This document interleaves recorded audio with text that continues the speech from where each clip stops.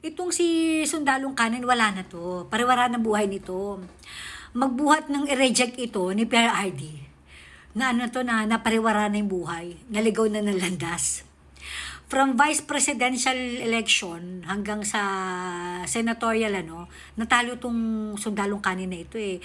Tapos ngayon bumaba na siya sa pagiging mayor ng Caloocan, natalo pa rin. Wala na pariwara na buhay nito. Nang dahil nasaktan siya sa pag-reject ni PRRD sa kanya bilang vice president sana niya, dahil tumakbong presidente si PRRD that time, nasira na buhay niya.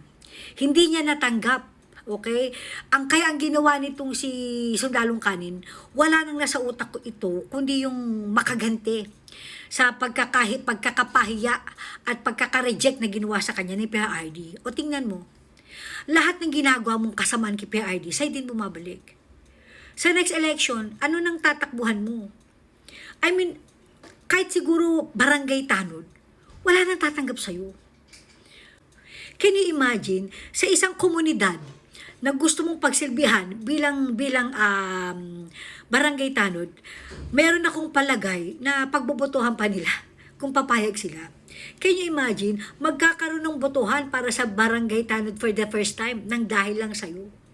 Dahil hindi naman basta-basta papayag ang mga mamamayan ng komunidad na yan na basta-basta ka na lang papasok na tanod sa kanila nang wala silang consent. So sa palagay ko, kapag ginawa mo yan, magkakaroon pa ng botohan kung papayag sila magtanod ka o hindi. Alam mo yun, ganyan na kasira yung buhay mo. Tapos ano yung sabi mo na tumakbo ka bilang mayor ng Caloocan dahil gusto mong iahon ang Caloocan. Diyos ko, Trillanes, tingnan mo yung sarili mo. Hindi mo nga maiahon ng sarili mo, idadamay mo pa yung Caloocan. Buti nga matatalino mga taga-Caloocan.